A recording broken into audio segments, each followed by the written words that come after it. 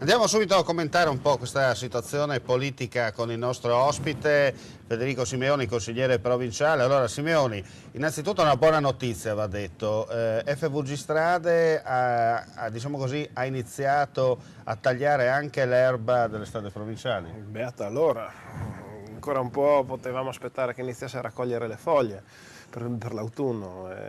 Questi comunque sono i risultati che abbiamo già commentato altre volte di questa riorganizzazione frettolosa e improvvisata che vedremo nei prossimi mesi gli effetti a livelli di costo e di servizi, cosa produrrà in realtà. Abbiamo detto più volte che se il buongiorno si vede dal mattino non lamentiamoci se poi arriva la grandine, no?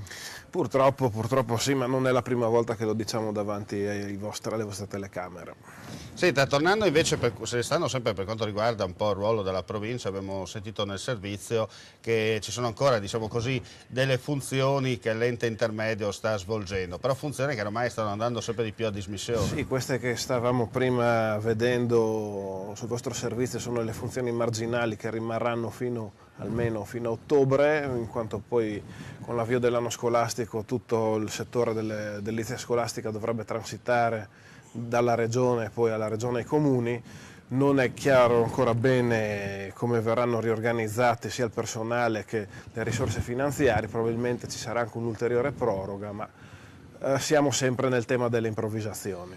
Ecco, un'improvvisazione che non fa bene ai cittadini in particolare perché il contribuente paga e chiede anche il servizio. Sì, per fortuna c'è stato un attimo di ripensamento sulla consegna che all'inizio si pensava dovesse essere fatta a giugno, in modo che gli uffici provinciali abbiano potuto aver garantito in questi mesi di pausa estiva dell'attività scolastica la ristrutturazione delle scuole, altrimenti avremmo avuto scuole inadeguate all'inizio dell'anno scolastico, probabilmente lavori in corso con gli studenti che dovevano entrare, e probabilmente anche soldi non riusciti a spendere in tempo, con ulteriore danno al sistema delle imprese, che in questo momento è quello che richiede maggiore attenzione, maggiore risorse da parte del pubblico, che ha soldi impegnati da diversi anni, che sappiamo che il patto di stabilità sono fermi lì da parecchio tempo. In attesa di giudizio, come si dice. Purtroppo. Senta, parliamo adesso di Udine, no? Negli ultimi giorni Borgo Stazione e via dicendo entrati al centro delle cronache. Forse qualcuno si dimentica che da questa rete televisiva si parlava in tempi non sospetti, però all'epoca non faceva notizia, no? Perché sì,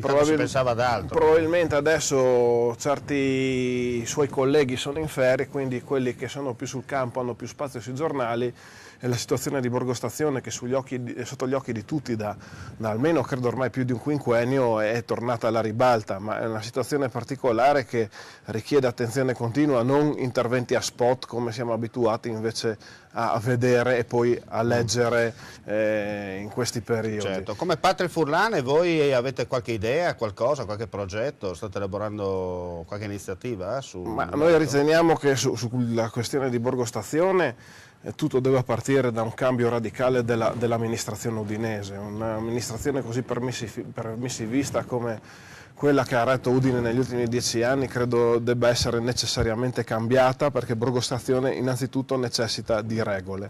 Ormai andare a invertire la situazione lì è molto difficile, ma fino a quando non c'è una situazione di regole ben determinate e soprattutto fatte rispettare, non credo che quel borgo possa vedere luce di una nuova alba. Senta, visto un po' a Pordenone e anche a Trieste quello che sta succedendo, no? Finalmente le amministrazioni comunali non guardano in faccia, cercano di dare un servizio ai cittadini andando anche a sgomberare parchi e via dicendo, però apriti cielo, no? I soliti personaggi magari con la bandiera arcobaleno ricavata dal petrolio che vanno in piazza a protestare. No? Se sono così tanto buoni, che abbiano la bontà di accogliere questa gente, certo, a casa loro.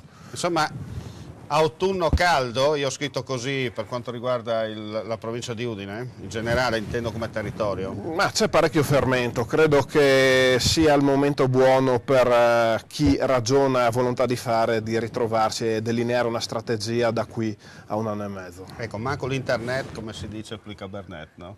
C'è un gergo molto friulano. Forse manco il Cabernet e poi il Robissero, manco il Monadis e poi il Robissero. Bene, grazie Federico Simeoni per la sua partecipazione, rimanga un attimo con